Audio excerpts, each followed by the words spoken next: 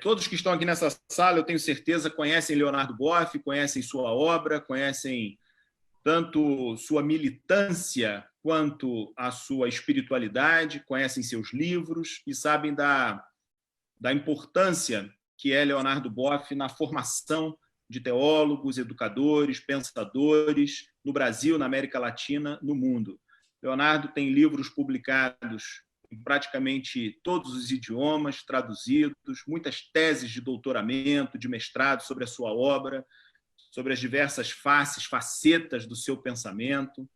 Um pensador que, ao longo das décadas, ao longo das últimas 5 décadas, está sempre atualizado, sempre antenado com as questões do seu tempo, do seu momento histórico, e tem feito... Nós temos um eco aí, talvez algum computador esteja com o som ligado.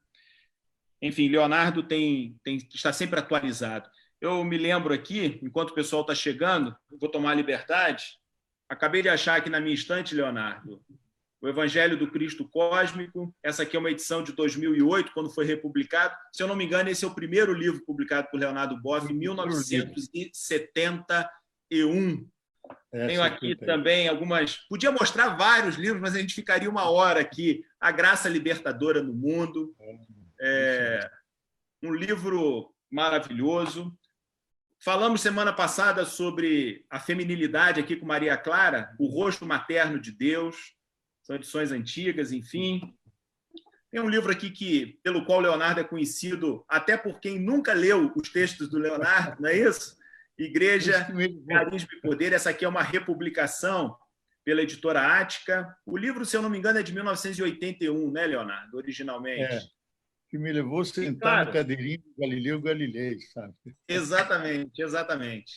E aqui, uma fase mais recente das obras, no finalzinho da década de 90, Ética da Vida, e outros tantos. Eu acredito que meus colegas tenham livros aí também. Leonardo, eu queria começar te fazendo uma pergunta, mas antes vou tomar a liberdade de compartilhar a tela. Nessa tela, nós temos aí uma imagem. Essa pintura, todos conseguem vê-la? Muito bonita. A Retenção de Caen. Não é? Essa obra, ela... no final do século XIX, início do século XX, trata de um projeto em curso aqui no Brasil, na América Latina talvez, mas aqui no Brasil seguramente o país que mais investiu nessa ideologia, nessa ideia de embranquecimento da população. Hoje é dia 13 de maio, dia que a história oficial celebra a assinatura de uma carta que pretendeu realizar a abolição da escravidão, coisa que na prática a gente sabe que não aconteceu. Nosso país é um país de muitas desigualdades, e uma desigualdade que tem cor, infelizmente, uma desigualdade que tem alvos preferenciais, digamos assim, na má distribuição da riqueza tanta que há nesse país. E nesse momento de isolamento social, nesse momento de pandemia, isso está flagrante para todos nós. O vírus não é democrático ao ponto de nos igualar. Pelo contrário, os mais pobres, aqueles mais vulneráveis na sociedade, os empobrecidos, estão numa situação muito mais difícil. E eu queria começar colocando exatamente essa questão, Leonardo. Essa imagem mostra um pouco esse projeto de eugenia, né, de embranquecimento da população. Em que medida, né, essa pandemia aqui no Brasil não tem sido vista por determinados setores, da própria sociedade, das autoridades, como um projeto de eugenia também, como um projeto de limpeza, digamos assim. E queria te ouvir um pouco sua reflexão sobre o lugar da teologia nessas reflexões sobre a negritude e, nesse momento em particular do ano 2020, sobre as questões do isolamento dessa pandemia. E muito obrigado, Leonardo, por estar conosco. Muito obrigado. Olha, é uma das coisas mais trágicas da nossa história, que eu acho que é uma sombra que nos acompanha, foi a escravidão de pessoas que foram trazidas de África e foram escravizadas. Eles não eram escravos, foram feitos escravos. Então, como disse uma escritora delas, nós somos pessoas humanas que fomos um dia escravizados e continuamos escravizados. Mais da metade da população brasileira tem ascendência afro-brasileira. Mais da metade. Em 1850, no Rio de Janeiro, havia 63% da população era negra. E hoje, 52%, como já estava dizendo antes, eles são afrodescendentes ou têm sangue africano. O que pesa para nós é que, quando foi libertada, em aspas, aproveitando a ausência do imperador que estava nos Estados Unidos, a filha fez um decreto e libertou. Mas, na verdade, não libertou, porque eles foram jogados para as favelas. Não receberam um pedacinho de terra, nem uma enxada, nem um instrumento, nada que compensasse tudo aquilo que eles fizeram. E se nós olharmos nossa história, a maioria das igrejas, dos palácios, das casas coloniais foram construídas por eles. E hoje são considerados preguiçosos, vagabundos, são presos por falta de emprego. Então, são vítimas. E mais do que tudo, o coronavírus mostra profunda desigualdade de nossa sociedade. Porque nós temos o privilégio de estar no apartamento, estar na casa, e nos protegemos. E eles não têm condições de isolamento social, porque vivem nas comunidades, nas periferias, e às vezes na mesma casinha moram 5 ou 6 pessoas que não conseguem ter esse isolamento, são as primeiras e grandes vítimas desse coronavírus. Ele atinge todo mundo. Nisso ele é democrático, mas atinge especialmente aqueles que são os invisíveis da sociedade, que ninguém lembra deles, que ninguém faz homenagem como fazemos aos artistas e todos, e nós queremos lembrá-los hoje. E a minha infelicidade, sinto infelicidade mesmo, que esses inimigos do povo brasileiro estão espalhando no meio deles que o papai Bolsonaro nos mandou de presente R$600 e não sabe que os R$600 foi um projeto. O projeto oficial do governo era R$200, mas as oposições foram subindo até 500, o governo se envergonhou e colocou 600. Agora espalham no meio deles que o papai Bolsonaro nos deu de presente R$600. Isso, para nós, é uma vergonha, é uma mentira, não é só fake news, é uma calúnia. Para dizer, e grande maioria deles não tem acesso a esses R$600. Então, nós queremos ser solidários, não queremos esquecê-los, queremos lembrá-los como Darcy Ribeiro lembrava e criou a festa do zumbi, o feriado, para dizer eles são importantes na nossa história. E é uma sombra, e nós nunca pagamos a dívida que temos com eles.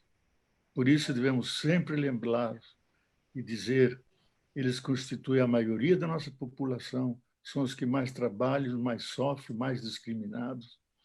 E eu não quero nem lembrar o sermão do Padre Vieira, que diz, vocês são felizes, porque vocês imitam Jesus Cristo, que foi torturado, que foi crucificado. Vocês estão mais próximos de Cristo, então aguentem a escravidão. Imagina o discurso do nosso maior orador fazendo isso. Nós dizemos, não, vocês são vítimas da nossa maldade, de nós brancos, que os caçamos na África como pessoas humanas, as trouxemos aqui e as escravizamos. Houve 14 mil viagens de navio que vieram de África para cá. E 2/3 dessas 14 mil viagens terminavam no Brasil. Então, nós não podemos esquecê-los nunca. da dívida que temos, sempre lembrar. E qualquer justiça social deve começar por esses últimos e integrá-los na nossa sociedade. Leonardo, de fato, o Brasil é um país de muitas desigualdades. O Brasil foi o país que mais recebeu pessoas oriundas da África e as escravizou por aqui. Foi o último país a oficialmente abolir a escravidão, mas na prática uma escravidão que se perpetua até hoje. Eu queria passar a palavra, Leonardo, para os meus colegas que estão aqui dividindo essa sala conosco. Nós já somos um grupo de quase 270 pessoas aqui participando, muitos enviando saudações. O Leonardo está dizendo aqui, Leonardo Boff, depois de uma vida dedicada ao crescimento civilizatório, como é ver esse retrocesso em todos os aspectos da cidadania? Pessoal, eu quero pedir desculpas a todo mundo que está tendo acesso pelo YouTube. Eu fiz testes ao longo da semana, fiz um curso, me preparei, mas eu acho que deu algum problema aqui tecnológico. Peço desculpas a vocês, a gente está conectado pelo Facebook, eu prometo postar logo depois do encerramento lá no YouTube para quem precisar. Está aqui conosco Luiz Longini Neto. Pois não? Esse problema está geral. Na própria Globo News, na própria televisão oficial, as pessoas ficam congeladas e logo em seguida tem que começar outro programa. Então, não se preocupe, a coisa é brasileira. Não é só entre nós. Está ótimo, muito bom. Longini, meu amigo, a palavra está com você. Seja bem-vindo aqui no nosso canal. Estamos chegando às 300 pessoas aqui participando conosco. Muitas saudações. Enfim, peço desculpas se eu não consegui responder a todo mundo que está aparecendo aqui, mas vou tentando coordenar a coisa. Olá, Ricardo, meu querido amigo, muito boa noite. Edson também, nós que fazemos parte aqui desse grupo da Vida e Espiritualidade. E o nosso querido Frei Leonardo Boff, nosso sempre Frei, nosso líder franciscano, que alegria. E lembrando, porque eu sei que o Leonardo ele gosta que eu conte umas piadas e fazendo sempre uma brincadeira, né?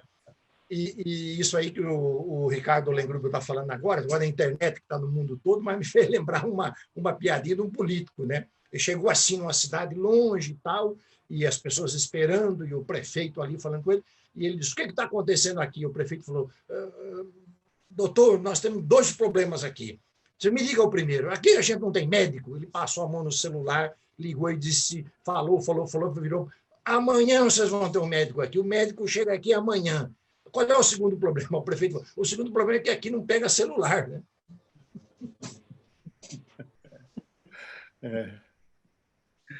Olha, Leonardo, a sua grande contribuição à nossa teologia no Brasil, em todos os sentidos, no mundo. O tema da escravidão, como foi abordado agora pelo Ricardo, e você respondeu, eu, sem dúvida nenhuma, tenho uma experiência com um livro seu maravilhoso que trata deste tema, A Águia e a Galinha. Tudo quanto é curso que eu dei na minha vida, mais de 10, 20 anos, todo curso a pessoa tinha que ler esse livro, porque é um livro maravilhoso e você fala desta temática. Mas, na realidade, Leonardo, eu quero iniciar a minha pergunta, aqui não é essa a minha pergunta.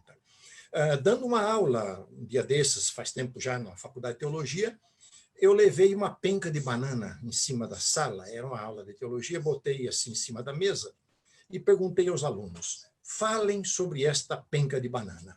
E aí todo mundo começa a falar, porque o trabalhador, a banana e a exploração, etc. e tal. E eu disse, olha, aqui vocês são teólogos. A primeira pergunta, a primeira reflexão que um teólogo tem que fazer é essa. O que Deus tem a ver com essa banana? E essa é a minha pergunta a você, Leonardo. O que Deus tem a ver com esta pandemia? Onde está Deus nessa pandemia? Qual é a palavra do teólogo?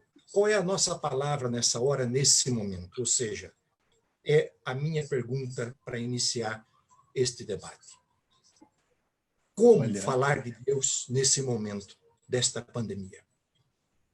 Eu acho que nós estamos numa situação como Cristo estava na cruz, que ele sofrendo todo o sofrimento da cruz e se sente abandonado por Deus. tem a experiência da ausência de Deus. E diz, Eloi, Eloi, lema sabachthani. Meu Deus, por que me abandonaste? Eu acho que temos duas formas de Deus estar no mundo. Na forma de presença, na alegria, na oração, na experiência de Deus, e na forma, às vezes, da angústia, da ausência. Sentimos um vazio tremendo. Nós estamos sentindo agora as duas coisas. Precisamos ter esperança, dizer Deus não está ausente. É como aquele relato do grande escritor Elie Wiesel, que disse quando uma criança judia estava na câmara de extermínio nazista, estava sendo enforcada e custava morrer. E alguém na fila grita, onde está Deus? E alguém de trás diz, ele está aí enforcado nesse menino. Então, a nossa certeza é que nós nunca estamos sós. Ele sempre nos acompanha. E quando o credo diz que ele foi aos infernos, é para dizer que ele foi naquela profunda solidão da morte, onde ninguém acompanha, e se ele foi até aquele local, é para dizer que nós nunca estaremos sós e ele estará lá junto com a gente. Então, há toda uma reflexão de um amigo nosso comum que vocês conhecem, que é do Jürgen Moltmann, que fala do Deus sofredor, do Cristo crucificado, do Pai que padece junto com o Filho, e que Deus... Aí está o Moltmann, junto com o Ruben Alves, e eu com o Papai Noel aqui do lado, o irmão do Papai Noel. Então, eu acho que é um momento de a gente, profundo silêncio, reverência, se refletir e dizer, onde está Deus? Eu lembro das palavras do cardeal Ratzinger, já Papa, Bento XVI, quando esteve em Auschwitz. Aí, para mim, ele se mostrou grande teólogo. Quando ele se pergunta, Deus, onde estavas nesses dias? Por que toleraste tremenda crueldade e maldade? Por quê? E aí ele cita o Salmo 42. Se um teólogo pergunta, nós não temos resposta. É o silêncio reverente. Não nos deixa abandonar a fé, porque Deus, senão seria Deus enquadrado na nossa mente, seria o tamanho da nossa cabeça. Porque Deus pode ser aquilo que nós não entendemos. Mas nós, apesar disso, cremos que Ele estava ali, não estava na sua glória. E como diz Pascal muito bem, ele continua crucificado ao longo da história, quando seus irmãos, homens e mulheres, continuarem sofrendo, ele está sofrendo junto. Então, ele está morrendo sufocado naqueles que falecem. Ao mesmo tempo, nós cremos que essa não é a última situação, que nele se realizou o reino de Deus, que é a ressurreição, que é a irrupção do homem novo, que é a grande palavra nossa cristã, que não só temos a vida, mas a vida em plenitude, que ela estoura na sua floração toda. Eu acho que é isso que vai acontecer, eu que espero muito isso. Depois dessa pandemia, nós seremos diferentes. Temos que ser diferentes. O pior seria se nós voltássemos ao antes. Devemos voltar a uma humanidade mais humilde, mais fraterna, mais relacionadas uns com os outros, mais amantes da vida. E Deus é, como diz o livro da sabedoria, vocês evangélicos sabem mais do que nós, capítulo 11, 24, ele ama todas as criaturas, e é o apaixonado amante da vida. Apaixonado amante da vida. Um Deus que é apaixonado amante da vida nunca vai deixar que a morte tenha a última palavra. É a vida. E ele é vida e vai acolher todos nos seus braços de pai e de mãe. Leonardo, nós já somos um grupo de 340 pessoas aqui, o povo está chegando, te saudando, dizendo de onde está assistindo, mandando um abraço, reconhecendo a sabedoria das suas palavras. E, de fato, a gente conversava em off, nós três, eu, o Longini e o Edson, antes. Leonardo não é apenas um teólogo, pensador. Leonardo também tem uma dimensão de profeta, né? Alguém que tem uma militância e que é capaz de indicar, apontar onde estão os equívocos. Mas a gente está assistindo também o Leonardo na sua dimensão pastoral, na sua dimensão do cuidado, na sua dimensão do zelo e de animar, inspirar, não apenas a fé religiosa, mas inspirar os corações nesse momento tão dolorido pelo qual a gente está passando. Muito obrigado, Leonardo. Eu acho que é um pouco o sentimento que está aqui no grupo que está assistindo. Queria passar a palavra imediatamente para o meu amigo Edson Fernando.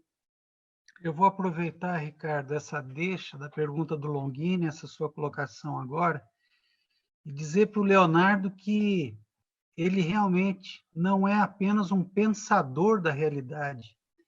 Ele é, e desculpe aí a palavra, né, que é uma palavra que não existe, ele é um sentidor da realidade, né?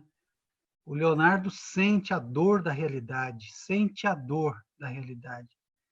E aí, o que o nosso querido cura d'almas, o nosso pastor Leonardo Boff, né, poderia dizer agora a esses familiares que choram a dor da despedida dos seus entes queridos e queridas? Eu queria ouvir nosso Leonardo, né, se dirigindo a essas pessoas, Leonardo.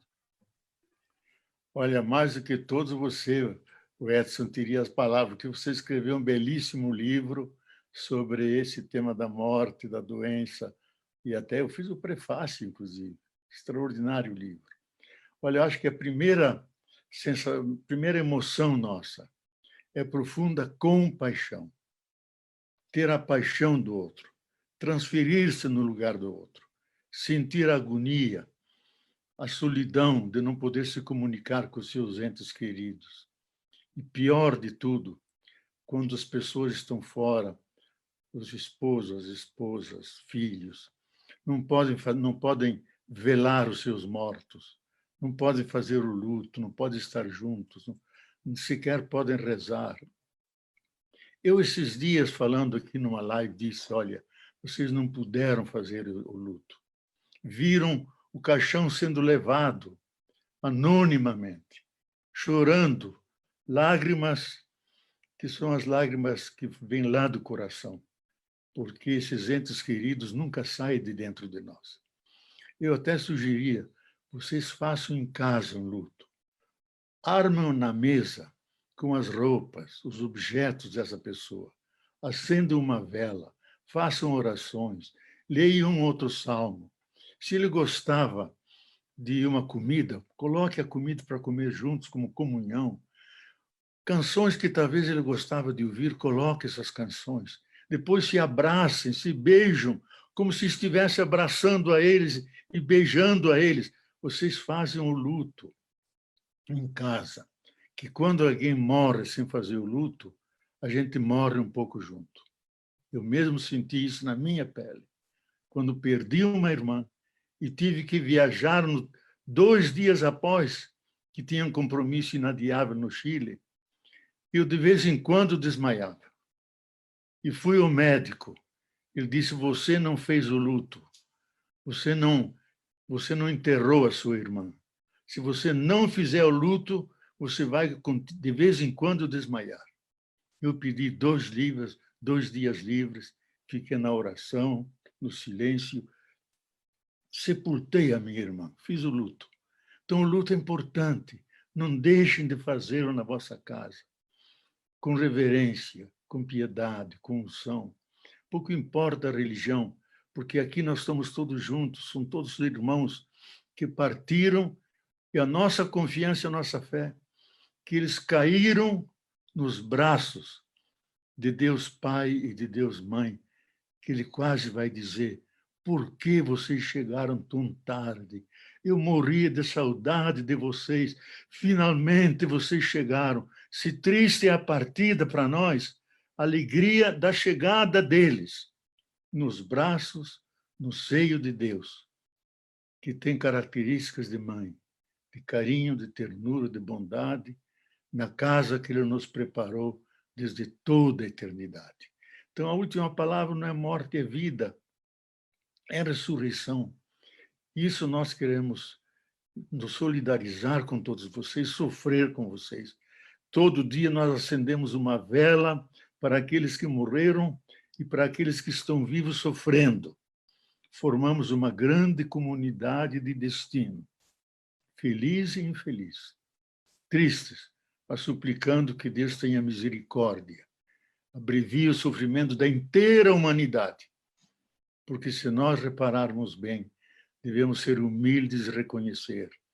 Nós ofendemos demasiadamente a Mãe Terra, exploramos ela até não poder, e ela agora nos contra-ataca com um ser quase invisível que torna ridícula todas as armas atômicas, todas as armas de destruição em massa, porque ela é inatingível. Mas a Terra é Mãe Terra. Ela vai se compadecer de seus filhos, de suas filhas.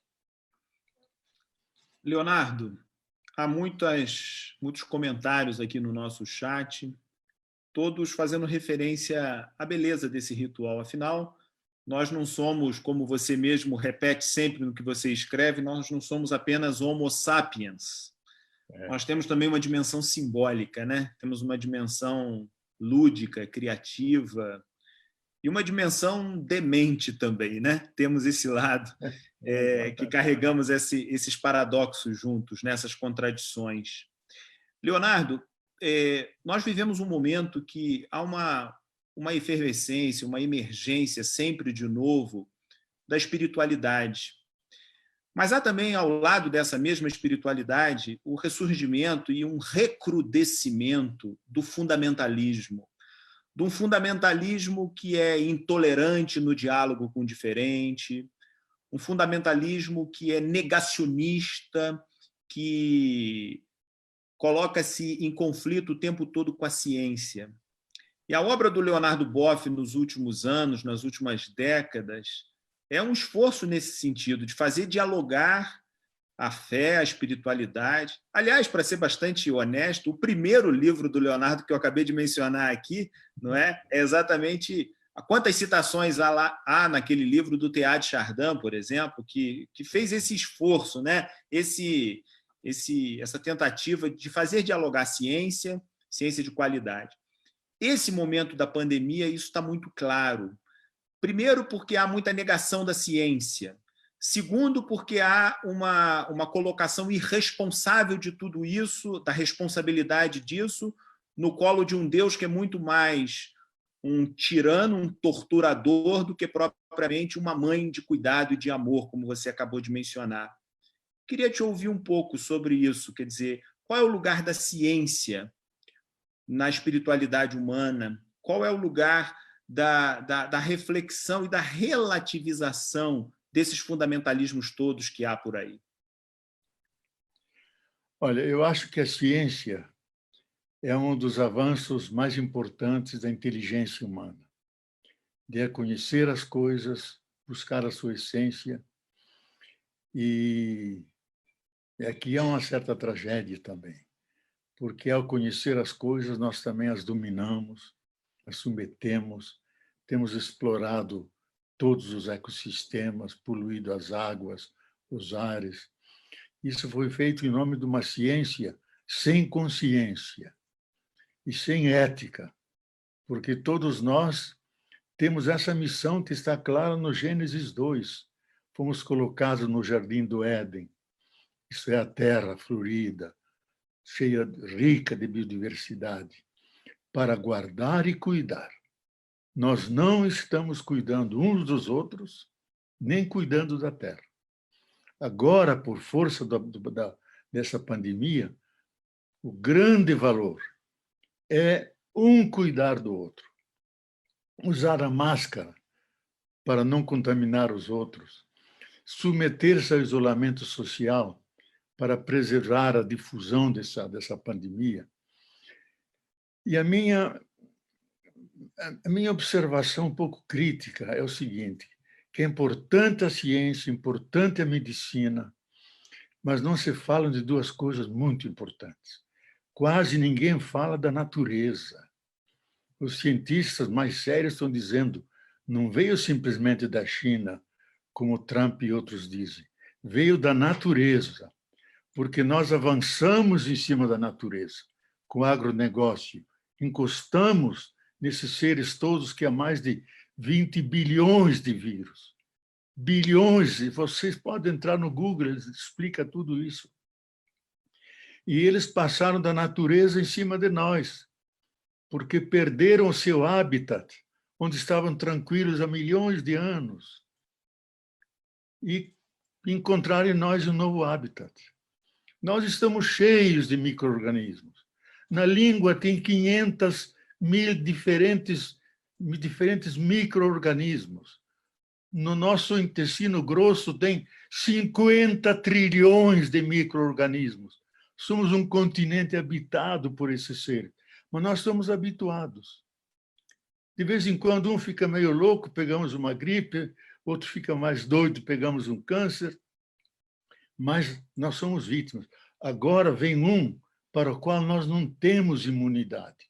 Nosso corpo não está habituado a esse ser, e por isso ele não está devorando. Porque duas coisas, nos aproximamos demais da natureza, deflorestamos e urbanizamos demais. 83% da humanidade vive em cidades. 83%.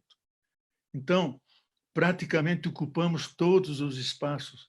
Os 17%, porque não chegamos nos Andes, não chegamos nas grandes florestas, no Everest, não deu para conquistar, mas gostaríamos de ir lá.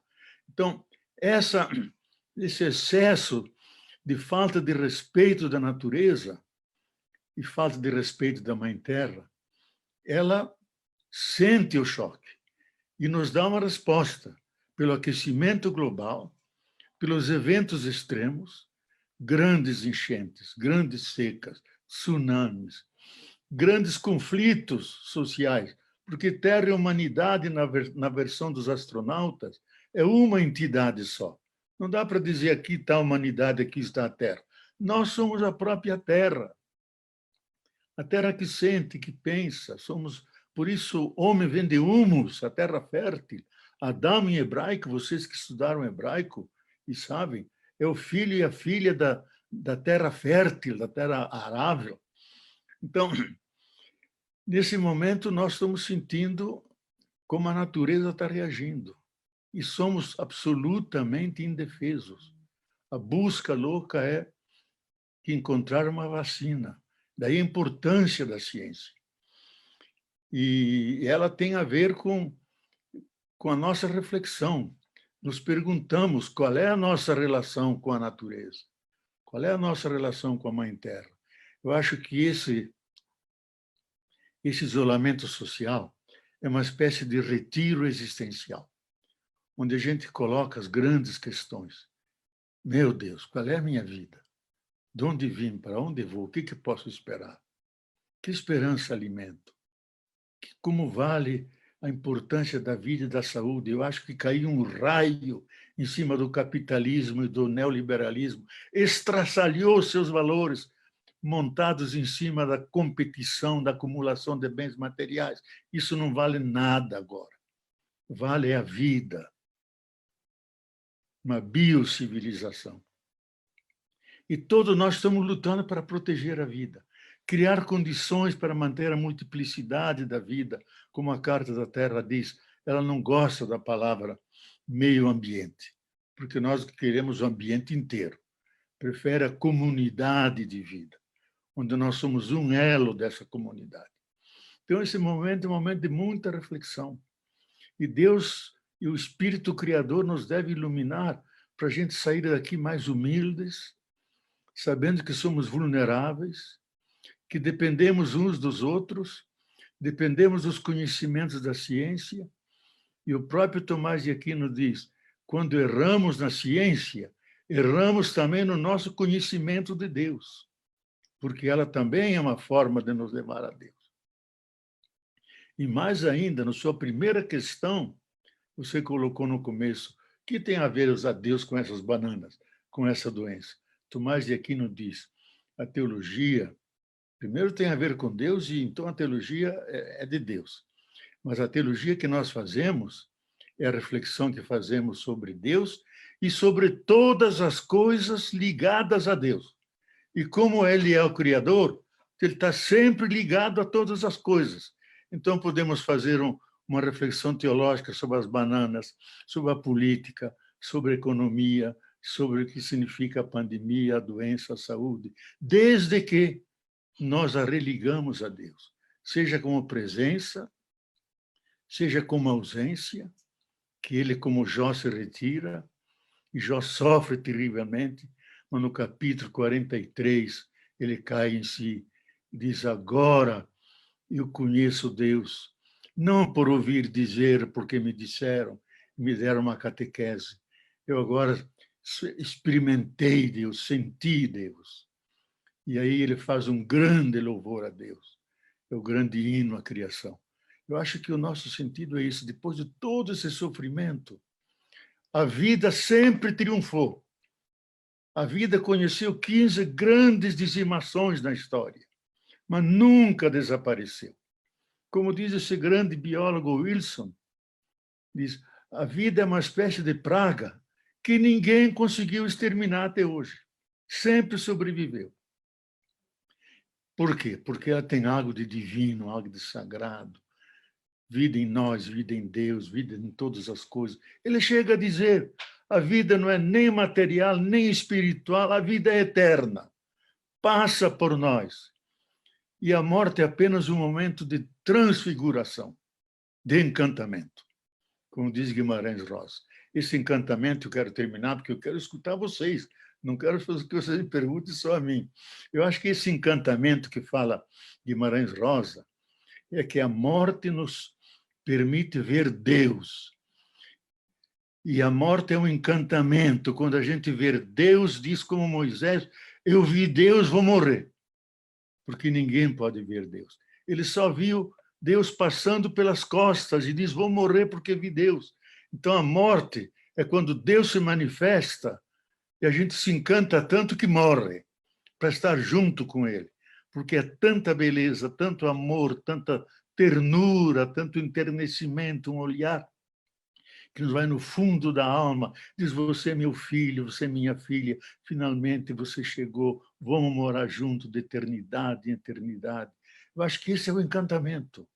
A morte é esse encantamento, quando Deus se manifesta e nos chama para vê-lo e viver eternamente e conviver com Ele. Por isso, meus irmãos e irmãs, comecemos a ser amigos de Deus já agora, porque temos que conviver com Ele por toda a eternidade. Ótimo, Leonardo. Olha, amigos, nós já passamos de 440 pessoas online conosco nesse momento. Fazer um registro aqui da presença da pastora Luz Marina conosco, o nosso amigo Cláudio Ribeiro, outros tantos ex-alunos, amigos, conhecidos das faculdades, dos encontros, das comunidades. Sejam todos bem-vindos. Uma fala muito recorrente aqui é que nós somos 4 homens nesse encontro e que há a falta de mulheres aqui. É verdade, por isso nós nos desculpamos com vocês. Mas, na verdade, esse projeto nasceu meio que espontaneamente, 3 amigos que se reuniram para bater um papo ao vivo sobre teologia, e, a partir disso, resolvemos convidar outros amigos e amigas.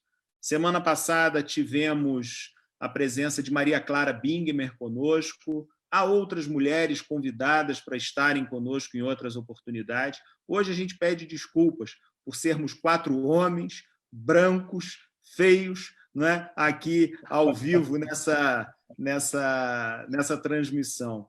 Longini, a palavra está contigo, meu amigo. O som aí. Ainda bem que você liberou meu microfone, Ricardo. Olha, Leonardo, está um bate-papo maravilhoso. Nós estamos trocando aqui as nossas ideias. Alguns amigos estão me questionando. O meu amigo, o reverendo Cid Caldas, ele falou: Longini, você está perdendo aí no quesito livros, porque a sua biblioteca lá atrás é a mais pequenininha. O Edson, o Leonardo... Mas isso aí tudo é fake. Vocês montaram essas bibliotecas aí Mas a minha, na semana que vem, eu vou botar uma biblioteca grande aqui atrás, pode ficar tranquilo. Algumas pessoas estão aqui me cutucando, falando, eu gostaria, Leonardo, então você pediu, eu quero fazer aqui uma colocação, já expondo muito a minha posição. Nós estamos aqui, veja bem, nós somos 3 teólogos de tradições cristãs diferentes. O Leonardo é católico, romano, franciscano, Ricardo Lengruber é metodista, eu e o Edson somos uma tradição reformada calvinista, eu também sou franciscano, porque São Francisco de Assis, e quero introduzir a minha fala, Leonardo, Longini, contando outra piada. Ninguém é perfeito, não é verdade? Hã? Ninguém é perfeito. Ninguém é perfeito. O Edson somos calvinistas. Vou introduzir a minha fala aqui, uma piada que eu sei que o Leonardo Boff gosta muito, que eu ouvi do reverendo Cláudio Ribeiro. O Cláudio, para quem não sabe, é o marido da Magali. O mais importante é a Magali, né, Cláudio? Um abraço para vocês. Então, havia um casal que frequentava uma igreja católica. E um padre muito bravo, o padre vivia dizendo assim, vocês não vão na igreja protestante, ali naquela igreja de Ipanema, tem uma igreja ali na Joana Angélica, tudo protestante, o pastor Edson, não vá naquelas igrejas, essas igrejas protestantes, eles vão matar vocês, os protestantes são tudo bravos, eles vão bater nos vocês. Tal. Então, era uma confusão. Mas um dia o casal estava passando assim na frente, olhou, era domingo, vamos entrar nessa igreja aí, vamos ver que eles entraram na igreja. Aí, o culto correndo bem lá, o pastor Edson coordenando tudo, aí, de repente, então, o pastor Edson levantou e disse, agora, meus irmãos, o coro vai cantar. Quando esse coro vai cantar, o casal levantou e disse, vamos embora, que agora vão pegar nós e vão dar uma surra de nós aqui. Ai, meu Deus. Quem me contou foi o Cláudio. O que eu quero, eu quero perguntar, Leonardo, mas eu quero afirmar. Primeiramente é isso. Nós estamos aqui numa proposta ecumênica. A proposta ecumênica, a palavra oikos, casa, e oikumene, o mundo habitado, tem a ver um pouco com isso que você acabou de falar, o respeito à terra, ao mundo habitado, o cuidado. Então, eu quero aqui afirmar, eu creio nessa perspectiva ecumênica, do nosso diálogo, da nossa solidariedade, da nossa ação juntos, com outras religiões, com outras igrejas. Com você, Leonardo, eu aprendi muita coisa, aprendi a destruir certas barreiras, e você nessa convivência com o grupo protestante, nos ajudando tanto. Enfim, não só isso, com outros grupos. Então, eu faço esta afirmação. Eu quero afirmar para todas as pessoas que estão nos ouvindo, não tenham medo do ecumenismo, não tenham medo dessa palavra, não tenham medo dessa afirmação. Nós precisamos afirmar isso neste mundo tão dividido. O Leonardo falava agora há pouco desta ecologia, do cuidado com a mãe terra, e nós estamos vendo isso aqui. Quer dizer, diminuiu o gás carbônico, diminuiu a poluição no mundo, os animais começaram a vir para a cidade.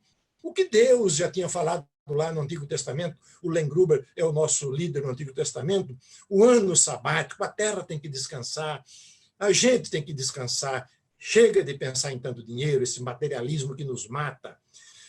Então, é preciso, eu afirmo isso, e tenho certeza que o Edson, o Ricardo, nós temos um grupo maravilhoso, afirmamos, Leonardo, esse ecumenismo. Mas a minha pergunta para você, isso agora que eu quero ouvir de você. Neste momento, nós estamos separados em nossas casas, mas o que significa acreditar nesse ecumenismo? Como podemos estar mais juntos? Qual deve ser essa nossa aposta nesse momento? Então, essa é a minha pergunta, uma reflexão para nós. Leonardo, me permita só fazer um comentário antes, Longini. Nosso grupo cresce e o curioso é que muitas pessoas aqui se identificam de suas tradições, de lugares muito distantes, se apresentam, mandam uma saudação para o Leonardo, gente do Nordeste, gente de fora do país, gente de muitas tradições religiosas diferentes, o que mostra que, nesse momento, a gente está aqui reunido, fazendo reflexões profundas, adequadas, e num ambiente de muita paz, de muita comunhão, né? A internet se tornou um espaço conhecido como espaço de destilar ódio, de discurso de oposição permanente, E esse nosso encontro aqui está mostrando que é possível, sim, a gente construir, ainda que virtualmente, porque esse momento é isso que nós temos, espaços de comunhão. Só para abrir aí a reflexão, Leonardo. Olha, Longini, você é um dos maiores animadores de grupos e reuniões que eu conheci entre nós cristãos. Onde você chega é uma alegria, não só piada, mas também frases interessantes, todo mundo se anima, você transborda. Eu acho, primeiramente, eu fiz as duas faculdades, a faculdade católica em Munique e fiz a faculdade evangélica, luterana, com grandes mestres como von Rath, que vocês conhecem, e que sabia toda a Bíblia de cor. No seminário dizia, você abra 1 Reis 5:12, você abre Apocalipse 5:18, você Lucas 3:4, sabia toda a Bíblia de cor em hebraico, que é um grande nome, von Rath. Então, eu fiz as duas faculdades, sempre convivi ecumenicamente, porque meu pai foi quase jesuíta, nos educou na escola a conviver com os vizinhos que eram protestantes. Eram luteranos, que éramos a comunidade no interior de Santa Catarina, onde está a Sadia, onde está esses grandes frigoríficos, e todos vinham para a escola. Os luteranos eram todos protestantes. E eu sei que alguns colegas diziam, como é possível? As meninas tão bonitas, todas douradas, com os cabelos lindos, e vão todas para o inferno. Por que não são católicas? E meu pai insistia, não, nós devemos tomar como exemplo os evangelhos. Temos 4 evangelhos, e não um evangelho só. E um completa o outro e convive com o outro, embora sejam muito diferentes.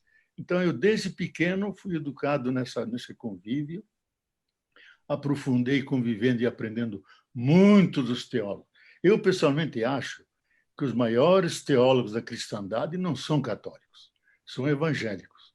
Na Alemanha, na França, aqui no Brasil, não, vocês, maiores teólogos, exegetas, são da tradição evangélica. E eu aprendi demais deles. Eu, como tinha feito teologia católica aqui, e bem feita, frequentava sempre as aulas dos evangélicos. E até cheguei a falar a todos os bispos da Alemanha uma vez. E eles me deram como presente uma coisa que eu consumi, mas guardei. Eles herdaram de Lutero um vinhedo, que dá um vinho branco que é um dos melhores do mundo. E eles guardam para dar de presente a pessoas veneráveis, o que eles acham que devem dar. Eu dei uma palestra para eles, porque esse infeliz teólogo Ratzinger, que depois virou Papa Bento XVI, renovou a velha história medieval, que fora da igreja não tem salvação. Então, eu tive que explicar para eles. Comecei dizendo, uma igreja que diz que fora da igreja não tem salvação, essa igreja não tem salvação. E não, nós somos todos filhos da herança bem-aventurada de Jesus. Então, como na natureza há diversidade, imagina se nós tivéssemos só baratas, seria o desespero das mulheres. Se tivéssemos só escorpiões, seria o desespero dos homens. Temos a diversidade de todos os seres, de todas as plantas, de todos os seres. Por que não no campo religioso? Então, todos eles são testemunhas da presença de Deus, do Espírito que se eleva até o infinito. Muitos caminhos sempre terminam no coração de Deus. Então, eu acho que, como temos 4 evangelhos, nenhuma igreja pode reivindicar a exclusividade e dizer só eu sou igreja. Não. Todas uma completa a outra, e juntas formamos a grande herança de Jesus. Agora, é importante, para mim, a grande novidade que o Papa Francisco trouxe, ele disse, olha, ecumenismo significa uma igreja reconhecer a outra como legítimas igrejas. Porque o outro Papa dizia, não, eles não são igrejas, eles têm elementos eclesiais. Eu mesmo discutindo com o professor Ratzinger naquele tempo, ele disse, eles roubaram uma janela, roubaram uma porta e tudo que foi roubado reclama o dono, tem que devolver. Ele só tem elementos eclesiais, não são igreja, são comunidades.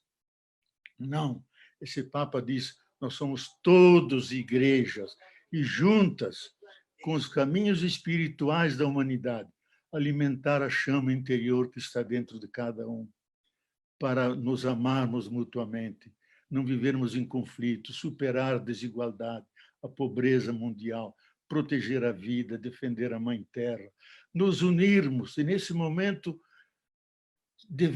vocês têm toda uma teologia da missão, que significa a teologia que nós inventamos na América Latina, que é ao serviço dos pobres e dos outros, estamos todos juntos, não nos separamos. Por quê? Porque o centro é o pobre, aquele injustiçado. E todos temos como referência comum Jesus Cristo, Salvador, aquele homem que era tão humano que só ele podia ser Deus. E andou no meio de nós, curando, olha aí, curando a doentes, fazendo o bem e sofrendo na cruz, mas ressuscitando. E ele está em nosso meio, porque é o Cristo cósmico. Meu primeiro livro que eu escrevi, e eu disse, vai ser o primeiro, e quando estiver morrendo, vou mandar fazer uma segunda edição. Mas o pessoal estava fazendo xerox, então eu tive que fazer outra edição. Evangelho do Cristo cósmico. Cristo enche o universo.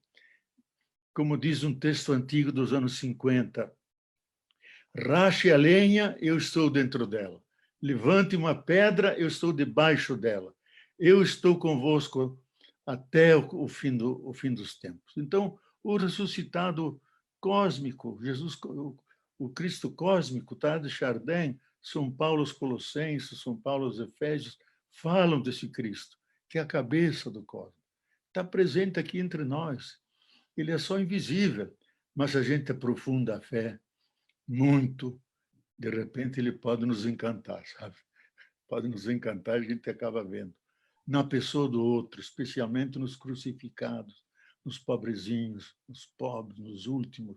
Lá ele tem uma presença. Se há uma presença infalível no mundo, não procure na hóstia consagrada, não procure num texto sagrado.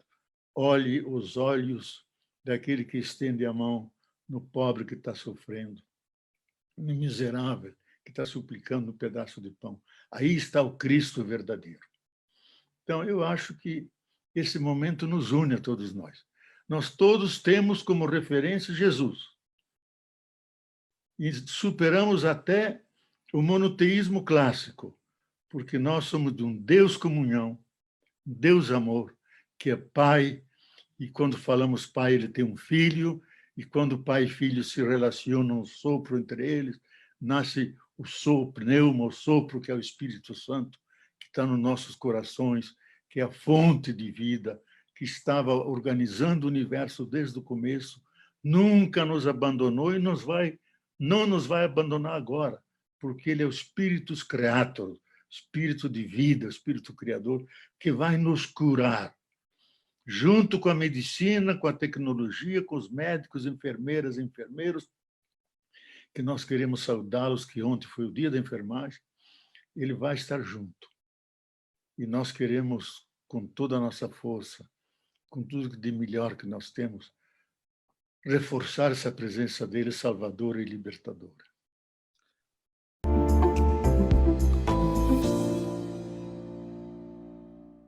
Acesse tvzoom.com.br e fique por dentro das principais notícias de Nova Friburgo. É o jornalismo de 19 anos com a marca TV Zoom, agora também em um portal de notícias. tvzoom.com.br, a sua notícia na internet.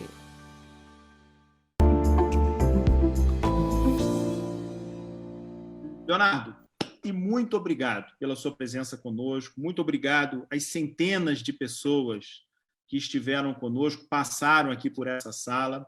A live vai ficar disponível na minha página do Face, vou colocar no Facebook do YouTube para a gente compartilhar, vou mandar para você compartilhar nas suas redes sociais também, que eu acho que vale a pena, há muitas pessoas querendo rever esse encontro.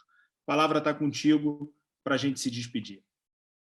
Bom, primeiro eu quero agradecer a você, Ricardo, por ter organizado esse encontro.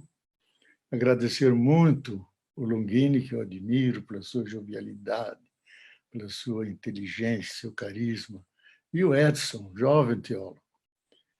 E lá na sua igrejinha em Ipanema, agora em Juiz de Fora como professor, é uma promessa para a teologia. E tem uma extrema, infinita ternura com as pessoas, coisa que era a qualidade de Jesus. Eu diria o seguinte: nós estamos vivendo uma via sacra que tem mais estações do que aquela que Jesus passou, porque é uma via sacra de toda a humanidade, que sofre, que assiste mortes, sem poder ser acompanhada, sem se despedir. Devemos ter coração. Mais do que pensar, sentir. Sentir aqueles que partiram, e eu diria, aqueles que Deus chamou. Porque o Papa diz, quando eu falei para ele que era perigoso vir ao Brasil, que a máfia podia matá-lo aqui, ele disse, olha, não tem problema, porque se eu morrer, sinal que Deus me chamou, eu vou feliz da vida, que Ele está me esperando. Então, ser solidários, ter coração com todos aqueles que estão sofrendo, entubados, aqueles que não conseguem entrar. Mas principalmente aqueles das comunidades, das periferias, que não têm as condições privilegiadas que nós temos. Sem medicina, sem resguardo, desesperado, sem espaço, que passam fome, que não conseguem os R$600 que foram roubados por 73 mil militares que pegaram esse dinheiro, agora tem que devolver. Uma vergonha nacional. É tirar o pão da boca da criança que grita e não dorme de fome. Então, ter coração para sentir quem está lá doente.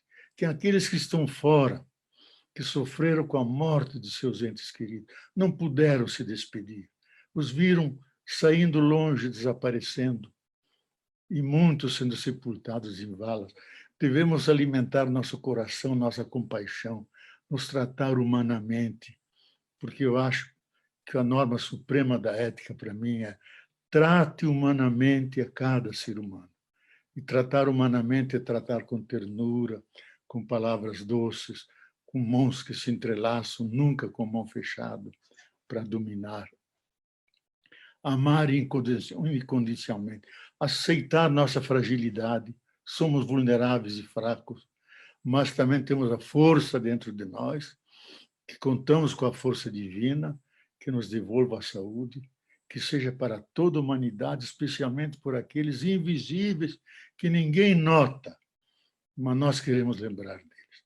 Então, meus amigos, meus irmãos, que vocês se sintam acompanhados sempre por Deus, e eu quero fazer uma pequeníssima oração para que a gente se sinta todos unidos, com aqueles que estão lá nos hospitais, os enfermeiros, enfermeiras, médicos e médicos, os parentes que estão fora, aqueles que estão chorando nas suas casas. Vou dizer, Deus, que sois Pai e Mãe de infinita bondade, que com Jesus choraste pela morte do amigo Lázaro, mas que depois o ressuscitaste. Consolai a todos nós, como os profetas que enxugavam as lágrimas de quem sofria. Enxugai nossas lágrimas, abençoai nossas famílias, protegei nossas crianças, protegei a todos nós que não sejamos atacados e vitimados por esse vírus que a natureza nos mandou, como uma lição que nós devemos aprender para sermos mais cuidadosos com tudo aquilo que Deus nos deu, sermos amantes da vida e sairmos renovados. Que Deus, que é Pai e Mãe, infinita bondade, que com o seu Espírito que sempre está no meio de nós, reanimando a nossa vida, nunca nos deixe, sempre nos acompanhe. Em nome do Pai, do Filho e do Espírito Santo, e amém para todos nós. Muito bom. Muito bom, Leonardo. Muito obrigado pela sua presença, pela sua gentileza, generosidade, boa vontade, disponibilidade e, acima de tudo, sua grandeza. A gente termina com as palavras que a gente começou. Recebemos hoje um teólogo, um profeta e, acima de tudo, um pastor. Vamos todos dormir em paz hoje. Longini, forte Amém. abraço para você, meu amigo. Muito obrigado por essa Abração, oportunidade que a gente Edson. está tendo. Muito obrigado, Edson, pelo sorriso, pelo carinho e pela disponibilidade. E muito obrigado a todo mundo.